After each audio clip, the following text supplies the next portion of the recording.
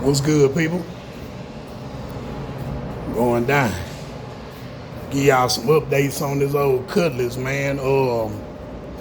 This cutlass has been here for a few weeks, but part of it was due to me being down.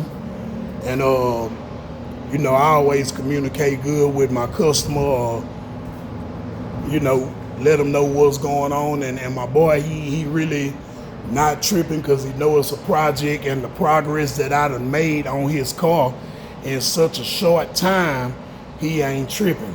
Like I say, the man car hadn't been crunk in a year, couldn't nobody crank it. I get it to my shop the next day and had it fired up. So he was happy to just see that.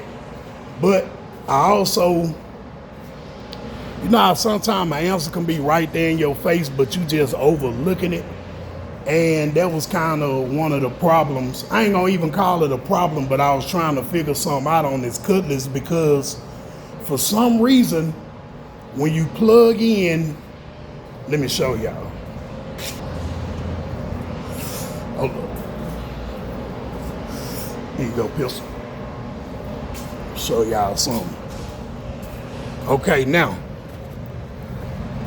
this little thing right there with that vacuum line going to it is called an advance, the vacuum advance. Now, on his other distributor, instead of the vacuum, it had a plug that go right there. And I don't know if y'all remember when I first did all the tune-up and stuff on this car, I couldn't get it to crank because of that plug. So that means all the electronic stuff on this motor has been pretty much bypassed, but they left the electronic distributor on there. So that explains why they couldn't get this car to run right and why they couldn't get the right power. So I found him a vacuum distributor. I put that in, and that instantly made a difference in the way this car run. Then the other problem I was having was with the carburetor. That carburetor, I couldn't get it to act right. I put some stuff in it, couldn't get it to act right. So I had another used one laying around, and I tried that one, and I got some good results from it. And so far, it has made a difference. Now, for those of y'all dealing with the old schools, everybody know that the old school cars, didn't too many of them come with a temp gauge. This brand right here, I've been dealing with them for a long time. They at AutoZone. I think this gauge is like $26. Man, put you a temp gauge in your car, because in these old school cars, by the time that temp light come on, if it even come on, you already overheating and need to pull over. So add this temp gauge. It don't cost number $26, under $30. Can change the difference on how you read your car's temperature. It's real easy to install. You got a couple of little brass fittings in there. You take out your, let me see, I got a couple of, matter of fact, I got a broke temp sensor right here. I'm gonna spray all this off, clean that up, and take out this temp sensor right here. And one of those brass fittings in there gonna fit in there. And then you got that little part right there with the reader on there, that silver thing. It goes in there and it reads, and they give you your temp. So for all my old school people, they got some digital gauges. I haven't used none of the digital gauges yet, but for a quick fix temperature, nice little clean gauge with a light on it, you can put whatever color bulbs you want in the back. I use these right here, right out of AutoZone. Now, I had a couple of people to ask me about the plastic gas tanks. Now, if you decide to put a plastic gas tank on your vehicle, this is what you're gonna have to do. If you're going old school, you gotta get this GM fuel gauge. It's at AutoZone too for the same price, like $25, $26. And it will work with the Roadmaster, Caprice, that Impala, the big Fleetwood, all those cars with that same plastic gas tank. You put the tank up, well, you get you a new sending unit first, and then an old school car, you can either leave that fuel pump in there and you'll have to put your pressure regulator up here, or you can gut that fuel pump back there and just turn it into a sending unit to where it can just suck gas, you know, and work like a regular fuel tank on the old school. But you have to put this fuel gauge on there to get you a reading. I can't get that fuel tank to read with the factory hand. It don't work, but this one will. $25, plastic gas tank. I ain't gonna lie, that sending unit is kind of pricey. It might be like in the high hundreds for a brand new sending unit. And then in most cases in the old school car, you're gonna tear it down anyway to make it just a sending unit. So you're gonna gut the fuel pump out and you're gonna put you an extended piece of hose so it can suck gas by the manual fuel pump. You see what I'm saying? Or if you, like I say, if you want to leave the electric back there, you can come right here somewhere and put you a pressure regulator and you can use that electric fuel pump also. So that's just a little game for anybody who want to take that metal tank down and put a plastic tank up there.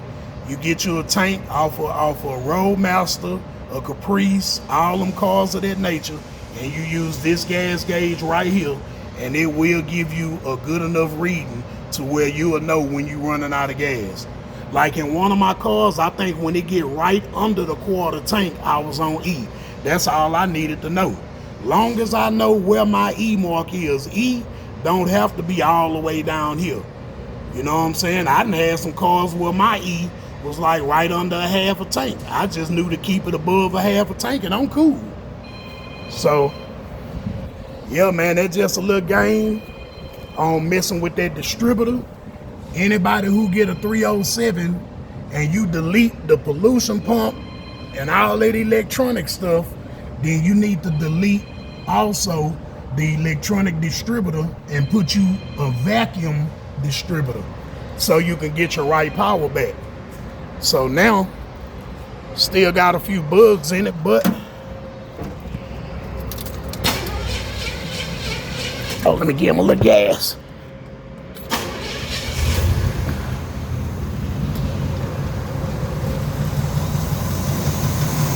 He's running. That little rattling noise that's coming from this alternator is getting bad. I think when I hit the gas, I actually saw that pulley move. Let me see.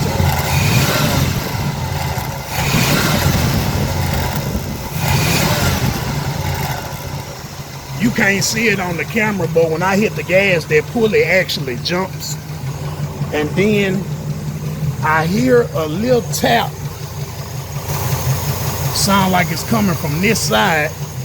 I got some Marvel Mystery Oil I ran through there because it could be a lifter just stopped up. But if that tap don't come out of there, I'm going to end up pulling that valve cover back off and just make sure it haven't loosened up a little bit, because that can affect the way that the vehicle is running also.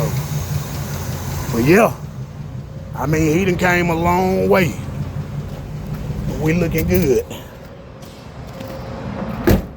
We looking good. He cranking up on the dime. Even with the old carburetor, still cranking up good, you know. Later on down the line, if that don't straighten out, he can, you know, I really want to try to learn how to rebuild those carburetors because we don't really have nobody around here doing it. That might be another task for me. It's humid as hell out here. Lord have mercy. Gonna be a hot summer, y'all. But yeah. That old cutlass done came a long way, man. The next thing I'm finna work on, I just ordered the new blower motor. I think they come in today from AutoZone. They had to order me the fan clutch. I gotta go pick both of them up later on. I'm gonna put the new fan clutch on, put the new blower motor for the AC, and get his AC pumping. And once I do that, make a few more adjustments, make sure his timing is on point, and man, hopefully by next week he'll have his old cutlass back. He should be able to drive it back to G-time.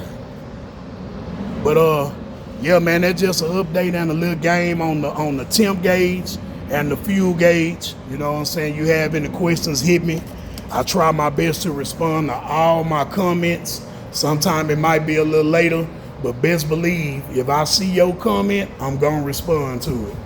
So any questions about anything, that I can probably help you with, y'all hit me. Give me a little time to hit y'all back. Y'all know I'll be busy, but I will get back with you. That's about it, y'all. Till next time, I got let me see. I got a motor job right here coming up next week. I got that Malibu back there. I gotta put a motor in it. That's gonna be in the next couple of weeks. They getting their ducats together, and then they just bought that Hyundai back there. They finna send the motor for that one, and then on top of that, my little brother, he just bought a Caprice over there. I'm trying to see what he gonna do with that. He talking about putting the motor in that one. So, man, I got some work lined up. You know what I'm saying? And then my part just came in for this cutlass over here. I gotta delete some stuff off of that and get him crunked back up. So y'all stay tuned, man. I got a lot coming up. Y'all just stay tuned. It's gonna be a ride.